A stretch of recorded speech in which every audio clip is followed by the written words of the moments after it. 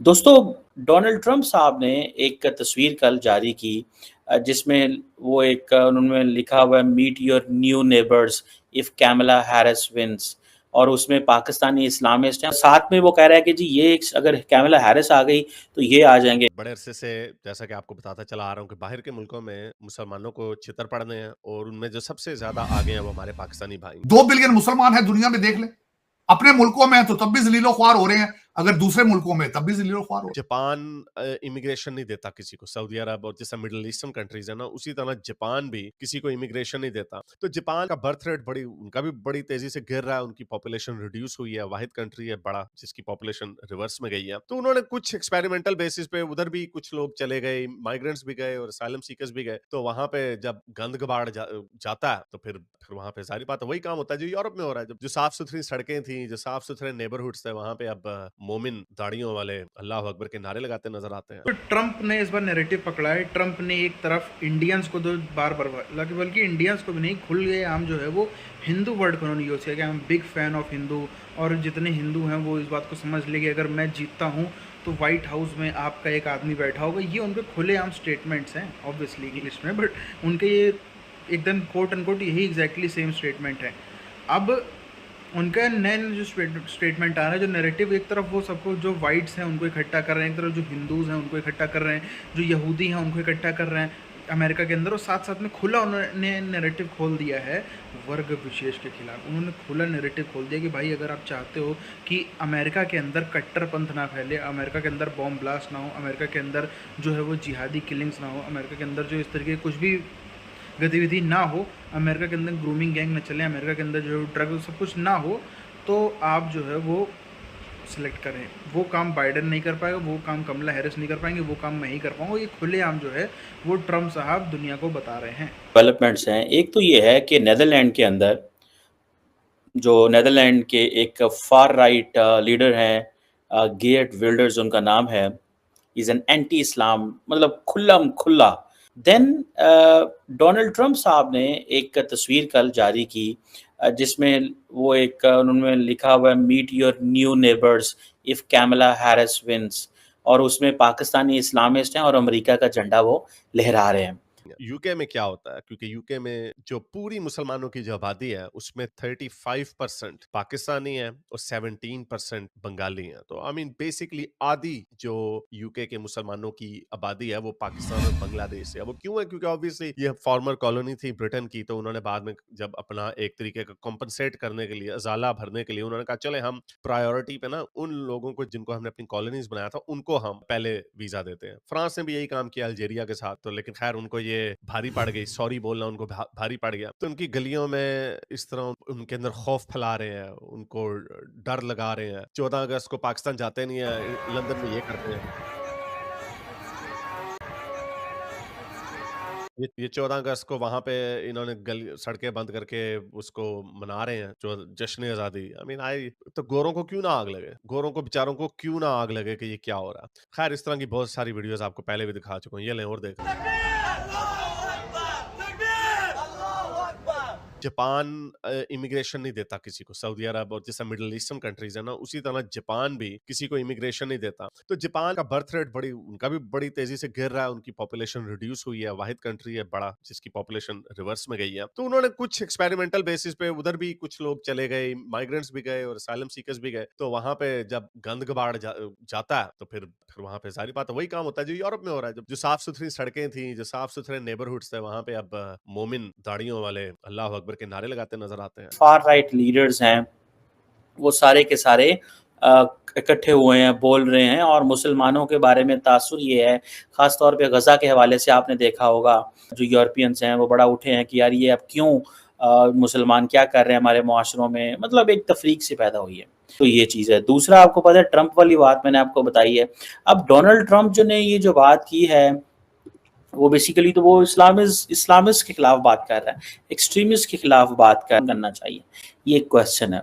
Otherwise अगर आप जो इन्फ्लेमेटरी स्टेटमेंट्स यूरोप से आती हैं, अगर आप उसके ट्रैप में आ जाएंगे तो मज़ीद मुसलमानों को नुकसान होगा।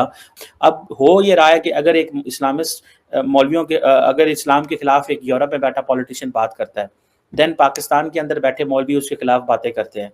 देन उसका रिस्पॉन्स क्या आता है कि कोई पाकिस्तानी जो इस वक़्त यूरोप में बैठा है, वो वहाँ पे उठ के तो उनको जाके कोई नुकसान ना पहुँचा दे। ये एक ऐसी चीज़ है जिसमें पाकिस्तानी मौलवियों को बचना चाहिए।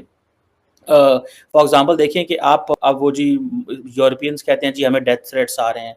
पहले वो बोलते हैं, फिर मौलवी क्या करते हैं अपने मौलवियों के सामने अपनी सियासत चमकाने के लिए पाकिस्तान के अंदर वो से जुलूस करेंगे, हॉलैंड कि इन लोगों से सारी दुनिया अब नफरत करती है क्योंकि इनके कारनामे ऐसे हैं। ये जापान वो मुल्क है जहाँ पे कहा जाता है कि आप मोबाइल अपना रख के चले जाए ना, अगले दिन आएंगे वहीं पे पड़ा होगा। सिंगापुर की भी वैसी एग्जांपल दी जाती है, लेकिन अब वैसा नहीं होगा क्योंकि जहां पर भी ये लोग जाते हैं वहां पे ये लोग गंद मचाते हैं।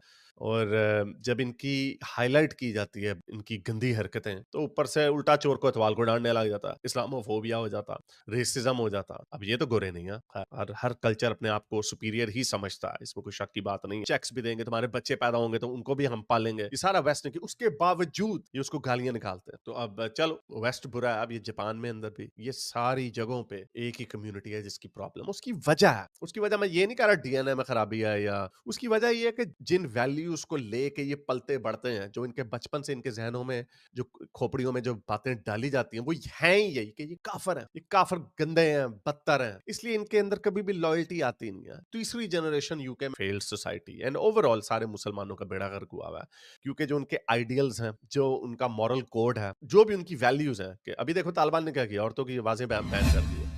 इराक ने क्या किया, इराक ने मिनिमम एज कर दी है शादी की लड़कियों की 9 साल। वैसे जब इनको पकड़े तो कहते हैं नहीं नहीं जी इसका इस्लाम से कोई ताल्लुक नहीं है जी, नहीं नहीं जी ऐसा कोई नहीं है। तो ये इनका बेड़ा गर्क है, ये इनका हाल है। और ऊपर से डबल डाउन किए जा रहे हैं, अपनी आवाम को इतना बेवकूफ बनाया हुआ कि वो मजीद कह रहे हैं और इस्लाम हमें चाहिए, और इस्लाम। अब क्या हो इससे ज्यादा, अब ये सारी चीज़ें इनके साथ हो रही हैं, ठीक है। तो ये तो होना था। अभी आप देखें उनके रुपीस की भी वैल्यूज इनके डाउन गिर होंगी, रही है बांग्लादेश तो की, हाँ। इंडिया को फ़ायदा तो वो हर सूरत में वो चाहेगा ना कि पाकिस्तान अब के साथ। बांग्लादेश की इंडस्ट्री बंद होगी तो सारी इंडस्ट्री इंडिया शिफ्ट होगी डेफिनेटली। एग्जैक्टली यही सीन है। इंडिया लेकिन जो बांग्लादेश के ऊपर इतना ज़्यादा मेहरबान था, हर चीज़ सस्ती देता था, आज इंडिया बांग्लादेश से नाराज़ हो चुका है। क्या बांग्लादेश उसके वज़ीर आज़म लेकिन भी वो अच्छे तो हैं आपके एक साथ? बिल्कुल उन्होंने तो एक वो किया था, जैसे आप कहें कि हाईजैक किया हुआ था ना, तो आवाम तो बिल्कुल वहाँ की परेशान हो गई थी, जो कि निकल कर आई है और जो कि आप लोगों के सामने आई हाँ, है। ठीक है। जो उनके ऊपर जुल्म था बिल्कुल, तो वो तो ज़्यादा दिन तक जुल्म तो एक जुल्म होता है ना, फिर भी वो एक चल रहा था तो वो ब्रेक हो गया। अब लेट्स होप के बेटर हो, बट मुझे नहीं चले लगता यस है। और नो में जवाब दे, इंडिया के खिलाफ जाना बांग्लादेश के लिए। जो इस बार नैरेटिव पकड़ा है ना, मतलब तारीफ है, सल्यूट है ऐसे व्यक्ति को। ट्रंप ने जो नैरेटिव पकड़ा है इस बार पूरे चुनाव पर, जिस तरफ वो चुनाव को ले जा रहे हैं, उन्होंने साफ तौर पर जो है वो इन अमेरिकन्स का, गोरी चमड़ी वालों की जो है ना, बोलते हैं जल्दी आंखें खुलती नहीं थी, बट इस बार खुल चुकी हैं। एक तो जो रिपब्लिकन्स हैं, जो ट्रंप को कह लो आप, ट्रंप ने जब पिछला चुनाव जीता 2016 का, तब उनका एक ज़बरदस्त नैरेटिव क्या था, तब उनका नैरेटिव था कि इतना पब्लिक परेशान हो गई है एक वाइट मेजॉरिटी कंट्री में बाई ब्लैक प्रेसिडेंट ओबामा। हालांकि उनका एक एंटी ब्लैक नैरेटिव तो मैं नहीं कहूँगा, मगर हाँ ये था कि जनता के अंदर से मांग उठी थी कि भाई इतना उनको हमारे ऊपर एक ब्लैक क्यों राज करेगा उस टाइम पर। और ट्रंप, उनका जो है समय पूरा हो चुका था, वो बात ख़त्म हो गई।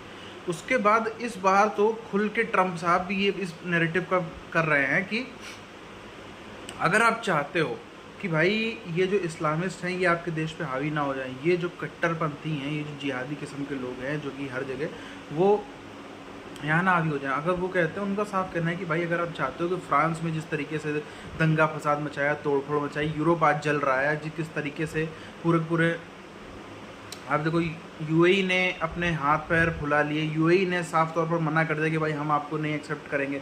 ख़ास तौर पर जो रेडिकल कुछ देश के लोग माने जाते हैं, कुछ एक देश के रेडिकल तबका माना जाता है, पाकिस्तान, इंडिया का एक तबका, पाकिस्तान की मेजॉरिटी, बांग्लादेश की मेजॉरिटी, इधर वालों को तो और ज़्यादा खतरनाक माना जाता है कि भाई ये इधर वालों से नहीं। एक बार को कोई यूएई का उस मुस्लिम व्यक्ति होगा तो उसको फिर भी थोड़ा ठीक ठाक नज़रों से देखेंगे, सऊदी का होगा उसको ठीक ठाक नज़रों से देखेंगे, कोई एक अरब शेख होगा उसको, क्योंकि आप देखो अरब शेख आपको कोई अब तक आतंकवादी कितने दिखे हैं, शेख अरब शेख आपको आतंकवादी कितने दिखे हैं, और शायद ही आप कोई नाम बता पाएँ। तो उसकी अपनी पूरी प्रक्रिया, मगर इधर पाकिस्तान में बहुत सारे दिखे हैं, कश्मीर या फिर हम कह लें इंडिया के माइनॉरिटी में बहुत सारे दिखे हैं, बाकी जगहों में बहुत सारे दिखे। तो ये सब चीज़ें साफ इशारा करते हैं। तभी आप देखो ट्रंप ने जो नैरेटिव पकड़ा है इस बार, वो बहुत ही बम्पर और तेज़ी के साथ में चल रहा है पूरे अमेरिका में।